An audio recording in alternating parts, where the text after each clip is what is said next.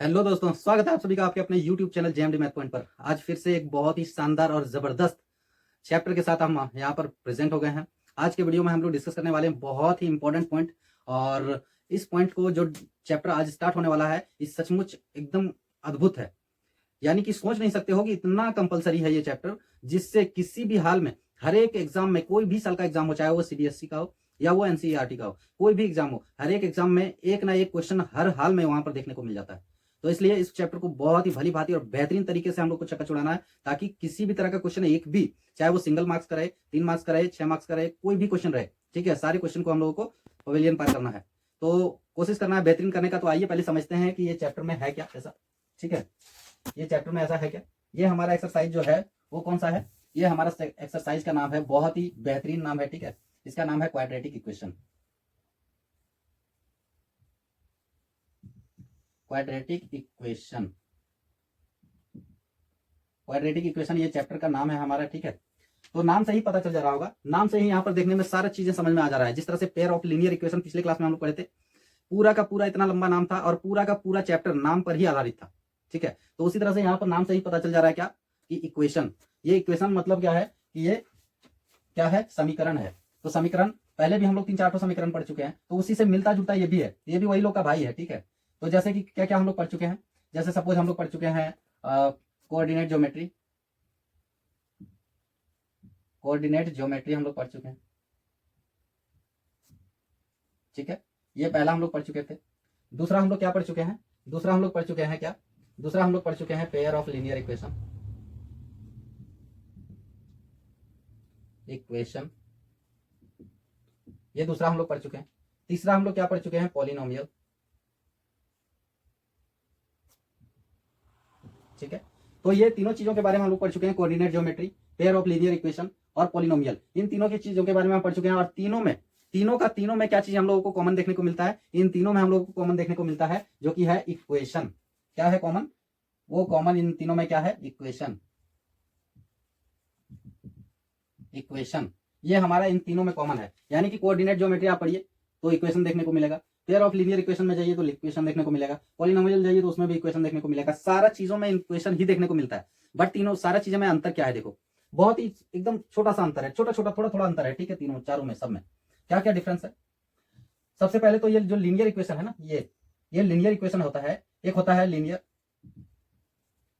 ये हमारा इंट्रोडक्शन का क्लास चल रहा है दोस्तों, ये जो हमारा क्लास चल रहा है ये हमारा इंट्रोडक्शन का क्लास चल रहा है। तो इसलिए आज के दिन में सारा चैप्टर से क्या इसमें कॉमन आता है और इस चैप्टर को अलग क्यों किया गया है, इन चीजों के बारे में आज हम लोग इंट्रोडक्शन लेंगे, इसका परिचय लेंगे, ठीक है। तो इसलिए इस चैप्टर में सिर्फ और सिर्फ डिस्कशन होगा, लेक्चर होगा, और इसके बाद फिर से और सवाल जवाब का सिलसिला हम लोग स्टार्ट करने वाले हैं। जिस तरह से पेयर ऑफ लीनियर इक्वेशन में एकदम कड़ा कड़ा सवाल खोज खोज करके निकाल करके हम लोगों ने सॉल्व किया था, तो उसी प्रकार से इसका भी क्वेश्चन को सॉल्व करेंगे। पहले यहाँ डिफरेंस देख लेते हैं, क्या है डिफरेंस। जैसे कि हम लोग लीनियर लीनियर का पढ़ाई किए, पिछले ही क्लास में जस्ट खत्म किए हैं, अभी हाल फिलहाल में ये ताजा है, ठीक है।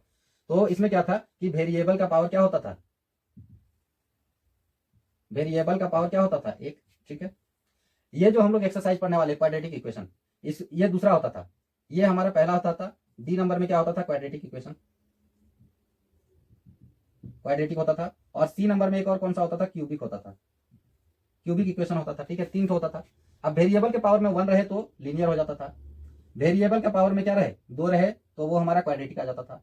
और वेरिएबल के पावर में अगर क्या रहे, अगर 3 रहे, ठीक है, वेरिएबल के पावर में अगर 3 रहे तो वो हमारा क्या आ जाता था, तो ये हमारा हो जाएगा क्यूबिक आ जाएगा, ठीक है। इसी तरह से जिस तरह से लीनियर इक्वेशन के बारे में हम लोग पढ़ चुके हैं, उसी तरह से अबर क्या आ गया, क्वाड्रेटिक इक्वेशन। अबर बोल दिया कि भाई साहब आप लोग क्वाड्रेटिक इक्वेशन को भली भांति पढ़िए। अभी आगे क्लास में जैसे जैसे जैसे जैसे हम लोग क्लास को आगे बढ़ाते जाएंगे, जैसे जैसे लेवल को हार्ड करते जाएंगे, वैसे वैसे ये पावर भी हार्ड होता जाएगा। क्यूबिक इक्वेशन में 3 पावर रहेगा। अब पावर का मतलब क्या होता है, पावर से हम लोगों को सीखने को क्या मिलता है, देखो यहाँ पर बहुत इंपॉर्टेंट पॉइंट है, ठीक है। सीखने को क्या मिलता है कि x का वैल्यू जो है मैक्सिमम यहाँ पर 2 निकलेगा। पावर अगर 2 रहे तो x का वैल्यू मैक्सिमम 2 निकलेगा। पावर अगर 3 रहे तो x का वैल्यू जो है मैक्सिमम कितना रहेगा, मैक्सिमम कितना निकलेगा, मैक्सिमम 3 वैल्यू। यानी कि जितना पावर उतना वैल्यू, जितना पावर उतना वैल्यू, जितना पावर उतना वैल्यू, ठीक है। ये कंफर्म एकदम याद रखना है, ठीक है। अभी हम लोग लीनियर इक्वेशन के बारे में पढ़ रहे थे, तो लीनियर इक्वेशन में सारा का सारा जितना भी क्वेश्चन हम लोग सॉल्व करते थे, प्रत्येक में एकदम एग्जैक्ट नंबर निकालते थे कि x का वैल्यू कितना होगा, 1 होगा, y का वैल्यू कितना होगा, 2 होगा, इस तरह से एग्जैक्ट निकालते थे। बट इस वाले जो क्वेश्चन है जो पावर 2 है, तो इसमें x का वैल्यू 2 निकलेगा, ठीक है। x का वैल्यू कितना निकलेगा, 2 निकलेगा। एक मान लो कि सपोज x का वैल्यू कितना निकल गया, 2, दूसरा x का वैल्यू कितना निकल गया, 6, कुछ भी आ सकता है। ये मैं सिर्फ एग्जांपल के लिए ले रहा हूँ। तो इस तरह से x का वैल्यू 2 निकलेगा, ठीक है। अब दोनों में से कोई भी एक हो सकता है, ठीक है, और दोनों भी हो सकता है, ऐसा कोई जरूरी नहीं। इक्वेशन को सॉल्व जो कर देगा, जो इक्वेशन का सॉल्व करने वाला रहेगा वही हमारा आंसर हो जाएगा, यानी कि इसमें मैक्सिमम 2 वैल्यू निकलेगा, ठीक है। तो इसीलिए इसको क्वाड्रेटिक बोलते हैं। क्यूबिक में 3 वैल्यू निकलेगा, इससे ज्यादा रहेगा 4 वैल्यू वाला रहेगा। तो इस तरह से ये हमारा वैल्यू के अनुसार सेट किया जाता है। तो आज जो हम लोग पढ़ने वाले हैं ये लीनियर इक्वेशन तो हम लोग कंप्लीट कर चुके हैं। आज जो हम लोग पढ़ने वाले हैं वो है ये क्वाड्रेटिक इक्वेशन। ये क्वाड्रेटिक इक्वेशन, क्वाड्रेटिक इक्वेशन का मतलब समझ में आ गया। इसको परिभाषित अगर करना चाहे तो इस तरह से कर सकते हैं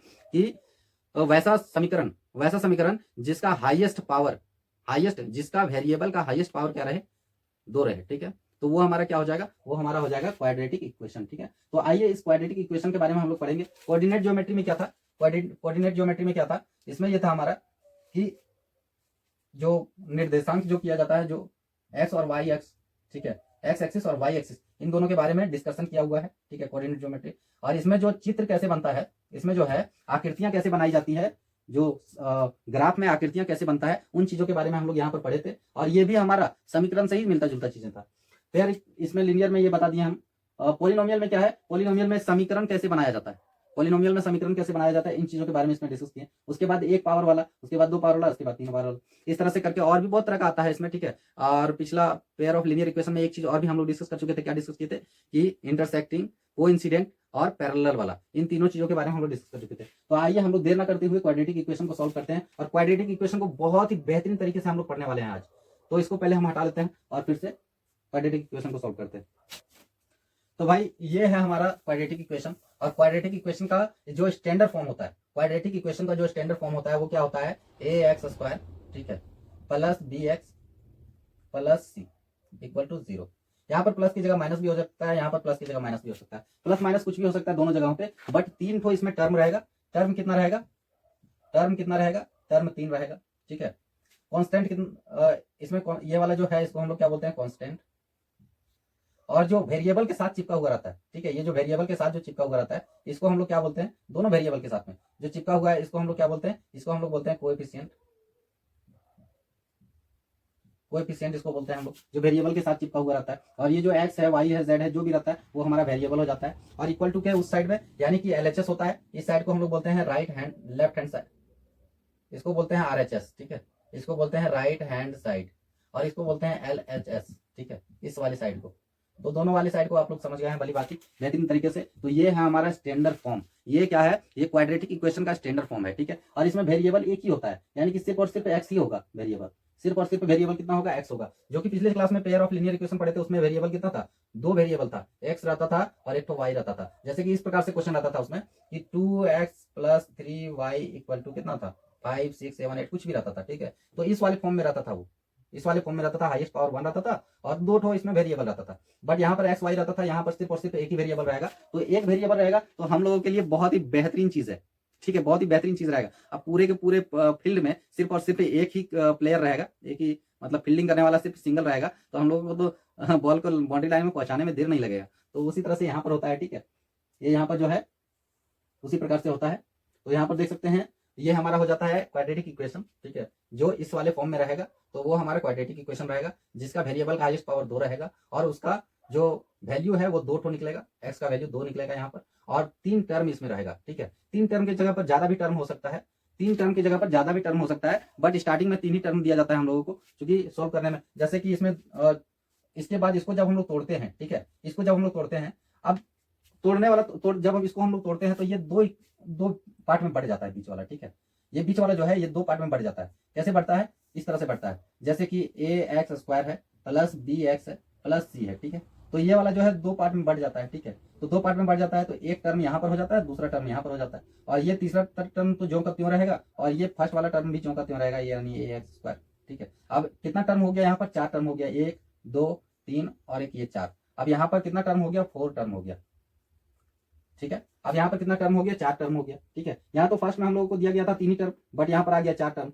अब क्वेश्चन को किस तरह से घुराएगा एग्जामिनर लोग, किस तरह से घुराएगा, डायरेक्ट यही वाला इक्वेशन दे देगा, ठीक है। और बोलेगा कि भाई साहब बता दीजिए कि ये हमारा कौन सा इक्वेशन है, ये हमारा क्वाड्रेटिक इक्वेशन है, लिनियर इक्वेशन है या क्यूबिक इक्वेशन है, कौन सा है बता दूं। तो यहाँ पर कैसे पता करेंगे, पहले इसको सॉल्व करेंगे और सॉल्व करके जितना छोटा से छोटा रूप होगा, ठीक है, जितना छोटा से छोटा रूप होगा उतना छोटा से छोटा रूप उसको कन्वर्ट कर लेंगे, और उसके बाद हम लोग डिसाइड करेंगे कि ये कौन सा वाला कौन सा देश का है, ये इंडिया का है, ऑस्ट्रेलिया का है या जापान का है, कौन सा कंट्री का है उसका बाद में पता करेंगे, पहले इसको सॉल्व करेंगे। ठीक है, तो नियम यही कहता है कि पहले इसको छोटा से छोटा फॉर्म में ले आना है और उसके बाद उसको जवाब देना है। ठीक है, तो यहां तक समझ में आया है, भली बात, अच्छे तरीके से समझ में आ गया है। अब हम लोग सीखते हैं कि इसको कितने तरीके से हम लोग समझेंगे। ठीक है, इसको हम लोग समझेंगे कितने तरीके से। तो अब हम लोग जो क्वाड्रेटिक इक्वेशन है इसको हम लोग इस कितने तरीके से समझेंगे। तो पहला जो है हम लोग समझेंगे एक फैक्टराइजेशन से।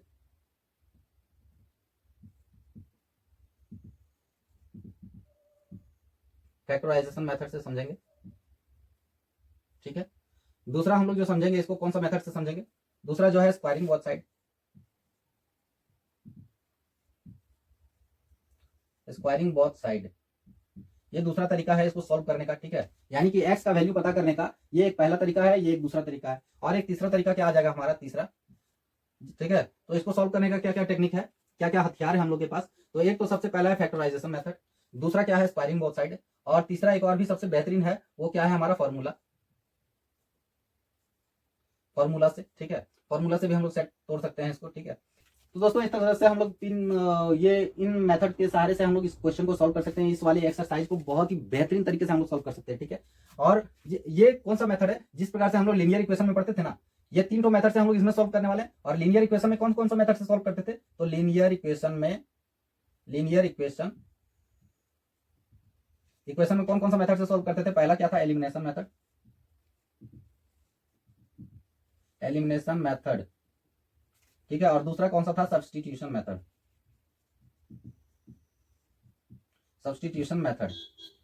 ठीक है, तो जिस प्रकार से लीनियर इक्वेशन में हमारा था एलिमिनेशन और सब्स्टिट्यूशन, उसी प्रकार से हमारा क्वाड्रेटिक में कौन कौन सा है, फैक्टराइजेशन, स्क्वायरिंग और फॉर्मूला बेस्ड क्वेश्चन। ठीक है, तो इस तरह से हम लोग दोनों में, मैं दोनों का कंपेयर क्यों करता जा रहा हूं, ताकि तुम लोगों को समझ में आए कि पिछला क्लास में जो हम लोग पढ़े थे उसी से जस्ट मिलता जुलता है, सिर्फ और सिर्फ सॉल्व करने का तरीका अलग है। तो बहुत ही इजी लगेगा ये सॉल्व करने के लिए। ठीक है, बस सिर्फ इसमें हम लोग दो चीजों के बारे में हम लोग सॉल्व करते थे, और इसमें हम लोग तीन तरीके से सॉल्व करेंगे, यानी कि इसमें सॉल्व करने का हथियार बहुत ज्यादा दिया हुआ है, और पिछला वाला जो एक्सरसाइज था उसमें सॉल्व करने का हथियार बहुत कम दिया हुआ था। यानी कि अगर रियल मैटर में अगर देखा जाए तो इससे ज्यादा इजी है ये वाला। ठीक है, क्वाड्रेटिक इक्वेशन जो है ये more easier than linear equation. ठीक है, क्यों है, क्योंकि इसमें एक तो सबसे पहला है कि इसमें वेरिएबल सिर्फ और सिर्फ एक ही वेरिएबल दिया है और वो है एक्स। ठीक है, इसमें दो वेरिएबल आता था, एक्स और वाई। ठीक है, दो वेरिएबल आता था, एक सबसे बड़ा अंतर था। दूसरा अंतर क्या था, इसमें सिर्फ और सिर्फ सॉल्व करने का दो ही टेक्निक दिया हुआ है, एलिमिनेशन और सब्स्टिट्यूशन। ठीक है, और इसमें हम लोगों का तीन मेथड दिया गया है। ठीक है, एक फॉर्मूला भी सेट कर सकते हैं, स्क्वायरिंग भी दोनों तरफ कर सकते हैं, और ये फैक्टराइजेशन भी कर सकते हैं। तो तीनों तरीके से कर सकते हैं। साथ ही साथ एक और भी बहुत ही बेहतरीन चीज है, वो क्वाड्रेटिक इक्वेशन के लिए क्या है बेहतरीन चीज, वो है कि फैक्टराइजेशन मेथड जो है इसको हम लोग पहले भी पढ़ चुके हैं। ठीक है, अभी से पहले भी हम लोग फैक्टराइजेशन मेथड को बहुत ही भली भांति पढ़ चुके हैं, तो इसको पढ़ने में हम लोगों को बहुत आसानी होगा, और इस वाले मेथड से बनाने में हम लोगों को बहुत ईजी भी होगा। साथ ही साथ ये जो स्क्वायरिंग बोथ साइड है इसको भी हम लोग बहुत ही बेहतरीन तरीके से कर सकते हैं, क्योंकि दोनों तरफ में पावर माथा के ऊपर दो लगा देना है। ठीक है, जब इसका नाम ही है क्वाड्रेटिक इक्वेशन, सर के ऊपर दो, ठीक है, माथा पर दो चिड़िया बैठा रहेगा। ठीक है, तो इसका जब नाम ही है तो दो, समझ में आ रहा है ना। साथ ही साथ इसमें दोनों का दोनों नियम जो है वो नया था, तो इसमें सीखने में थोड़ा सा कठिन था, बट ये पूरा का पूरा बहुत ही इजी चैप्टर है। तो आइए चैप्टर को स्टार्ट करते हैं, देर ना करते हुए। एक दो एग्जांपल जब हम लोग ले लेंगे ना तो बहुत ही बेहतरीन तरीके से समझ में आएगा कि नहीं इसमें क्या चीजें है और किस तरीके से उसको हम लोग सॉल्व करते हैं। तो आइए हम लोग कुछ एक एग्जाम्पल ले लेते हैं। यार ये हमारा क्वेश्चन आ चुका है, पहला क्वेश्चन है। ठीक है, इस चैप्टर का सबसे पहला क्वेश्चन है और बहुत ही बेहतरीन क्वेश्चन है। क्या है क्वेश्चन में, क्वेश्चन है हमारा सबसे पहला है कि x/12 x/12, ठीक है, और -3/x = 0। ठीक है, ये हमारा दिया गया है इक्वेशन। ठीक है, ये हमारा क्या है, इक्वेशन दिया गया है। अब इसको हम लोगों को बताना है कि सबसे पहले पहचान करना था ना, क्या पहचान करना था कि क्वाड्रेटिक इक्वेशन किसे कहते हैं। तो क्वाड्रेटिक इक्वेशन ये है या नहीं है, क्या कोई गैस कर सकता है, गैस करके कमेंट बॉक्स में जवाब दो। ठीक है, कि क्या ये हमारा जो दिया गया है ये हमारा क्वाड्रेटिक इक्वेशन है या नहीं है। कमेंट बॉक्स में हर हाल में किसी भी तरह से जवाब देना है। ठीक है, अगर आप वीडियो देख रहे हो हमारा तो इसका आंसर बताना है कि क्या ये हमारा जो दिया गया है इक्वेशन ये हमारा क्वाड्रेटिक इक्वेशन है या फिर नहीं है। तो अगर आप मेरा वीडियो देख रहे हो तो वीडियो को देख करके नहीं बताना है, बल्कि पहले ही बता देना है। ठीक है, चीटिंग नहीं करना है, चीटिंग करके बहुत ज्यादा आगे नहीं बढ़ पाओगे आप।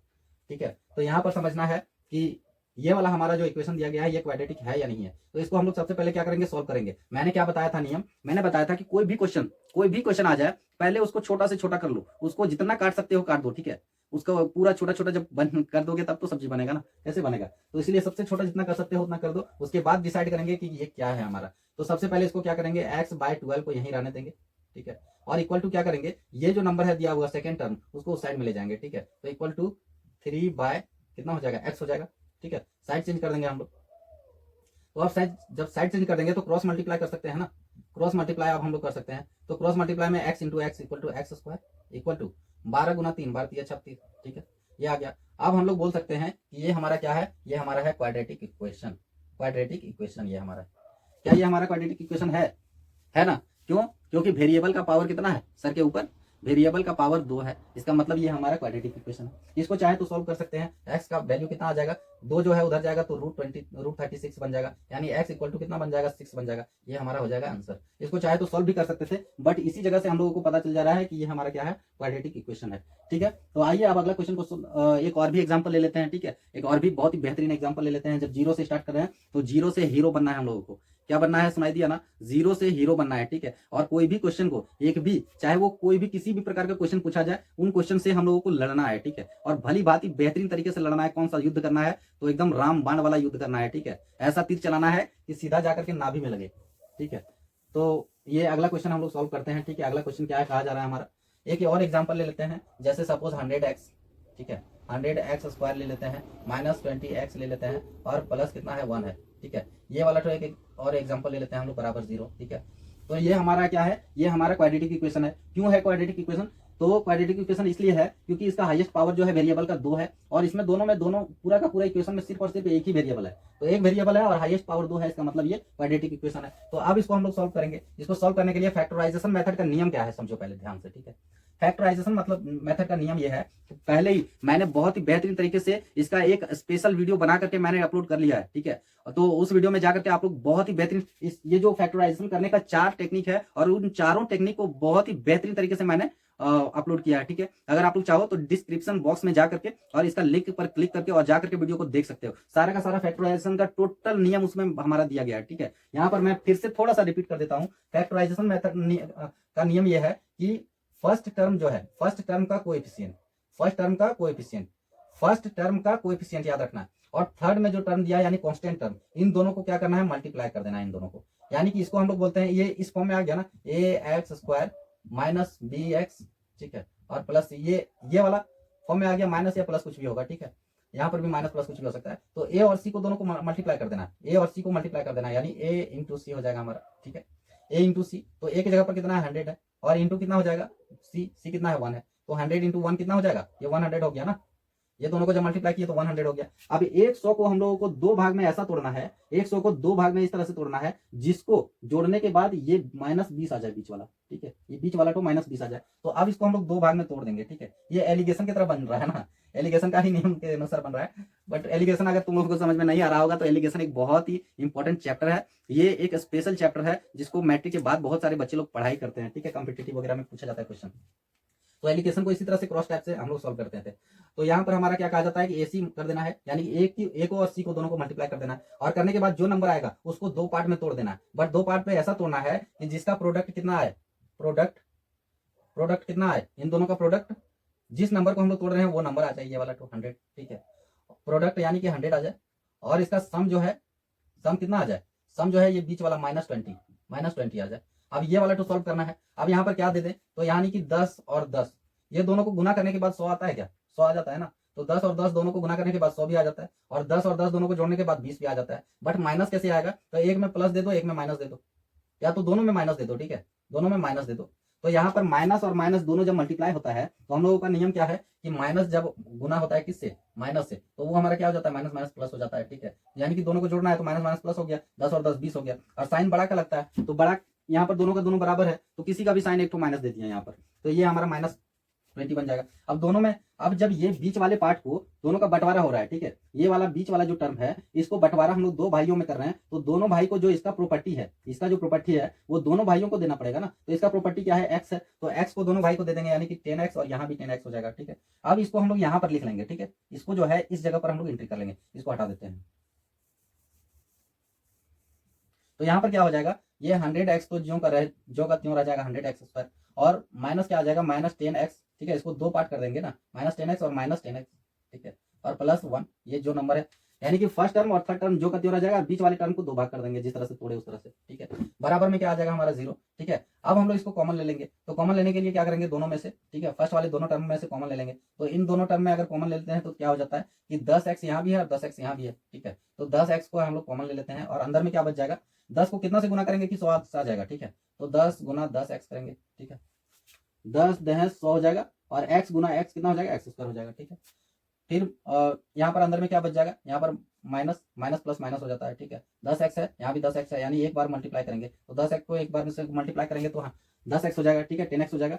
अब दूसरा वाले को हम लोग ले लेते हैं, ठीक है। तो दूसरा वाला को लेने के लिए नियम क्या था, दूसरा वाले को लेने के लिए नियम यह था कि जो यहाँ ब्रैकेट में नंबर आ रहा है वही सेम टू सेम नंबर यहाँ पर भी आएगा, तो यही सेम टू सेम नंबर ले लेते हैं, यानी कि 10x - 1। ये तो सेम टू सेम रहेगा ही रहेगा, क्योंकि दोनों सेम रहता है, ठीक है। अब हम लोग देखते हैं कि 10x यहाँ पर है, ठीक है, तो कौन सा नंबर से यहाँ बाहर में रखें ताकि दोनों को गुना करने के बाद ये वाला नंबर आ जाए -10x, ठीक है। तो यहाँ पर एक रखेंगे, क्योंकि 10x को एक बार से मल्टीप्लाई करेंगे तो 10x आ जाएगा। अब माइनस लाना है, ठीक है, तो यहाँ अंदर में प्लस है तो यहाँ बाहर में क्या दे देंगे, माइनस दे देंगे। अंदर में प्लस है, बाहर में माइनस दे दिए, प्लस माइनस माइनस हो जाता है, ठीक है। अब सेकंड वाले को चेक कर लेंगे, वेरीफाई हो रहा है या नहीं हो रहा है। यहाँ 1 और 1 है तो दोनों को गुना करेंगे तो एक कम 1 हो जाएगा, और माइनस दोनों जब मल्टीप्लाई हो जाएगा तो प्लस हो जाएगा, माइनस माइनस प्लस दे देता है ना, तो यहाँ पर प्लस हो जाएगा, ठीक है। तो ये हमारा हो जाएगा। अब दोनों को अलग कर लेते हैं, ठीक है। कैदी को अलग कर लेते हैं जो जेल के अंदर में है, ठीक है, जो जेल के अंदर में कैदी है उसको अलग कर लेते हैं। तो और पुलिस जो बाहर में है, जो डेरा डंडी डाल करके बैठा हुआ है यहाँ पर, उसको अलग कर लेंगे। तो बाहर में यहाँ पर क्या है, 10x है, ठीक है, और यहाँ बाहर में क्या है, -1 है, इसको हम लोग अलग कर लिए, ठीक है। और कैदी को हम लोग अलग कर लेंगे जो अंदर में, दोनों जगह सेम कैदी है तो दोनों एक कोई भी ले लेते हैं, 10x माइनस कितना हो जाएगा 1, ठीक है। ये हमारा हो गया था। इतना बराबर 0 दे सकते हैं, इतना बराबर 0 दे सकते हैं, यानी कि एक तो 0 कितना हो जाएगा, इतना का वैल्यू 0 हो जाएगा, या तो फिर इतना का वैल्यू 0 आ जाएगा। तो 10x बराबर कितना हो जाएगा, 10x बराबर 1 आ जाएगा, ये -1 उधर जाके +1 हो जाएगा, यानी कि x बराबर 1/10। और यहाँ पर क्या हो जाएगा, 10x दोनों का दोनों सेम है ना, तो यहाँ पर भी x का वैल्यू कितना आ जाएगा, x का वैल्यू यहाँ पर भी 1/10 आ जाएगा। ये हमारा हो जाएगा आंसर, ठीक है। तो x का 2 वैल्यू निकला ना, x का जो है यहाँ पर 2 वैल्यू निकल गया ना, एक बार x का वैल्यू आ गया 1/10 और यहाँ भी आ गया 1/10। ये नंबर में सेम आया है, बट बहुत सारे इक्वेशन ऐसा होगा जिसमें अलग अलग नंबर आ जाएगा, ठीक है। यहाँ पर जो है अलग अलग नंबर भी आ सकता है, तो यहाँ पर ध्यान देना है, ये यहाँ पर ये ध्यान में देना है कि जो पावर में 2 रहेगा तो x का वैल्यू 2 मान निकलेगा, ठीक है, 2 वैल्यू निकलेगा। पावर में अगर 3 रहे तो 3 वैल्यू निकलेगा, पावर में अगर 4 रहे तो 4 वैल्यू निकलेगा, ठीक है। तो ये चीज को ध्यान में रखना है। तो ये हमने दूसरा एक और एग्जाम्पल सोल्व कर लिया है। अब आज का वीडियो हम लोग यहीं पे समाप्त करते हैं, मिलते हैं फिर से अगले वीडियो में बहुत ही जबरदस्त क्वेश्चन और सवालों और जवाबों के साथ। तो उम्मीद है आप लोगों को वीडियो पसंद आया होगा। अगर वीडियो पसंद आता है तो यार एक छोटा सा रिक्वेस्ट है आप लोगों से कि लाइक करें और वीडियो को सब्सक्राइब भी कर दें, ताकि सारे के सारे वीडियो आप तक जाता रहे। मैं यही चाहता हूं कि आप तक हमारा वीडियो पहुंचे, यही मेरे लिए बहुत ही सौभाग्य वाली बात है। तो इसी के साथ आज अलविदा लेते हैं, मिलते हैं बहुत ही शानदार और जबरदस्त वीडियो के साथ। आप लोगों को पढ़ाने का सिलसिला एकदम कंटिन्यू रहेगा और बहुत ही बेहतरीन तरीके से हम लोग सीधा पवेलियन पार करने का प्रयास करेंगे। तो धन्यवाद।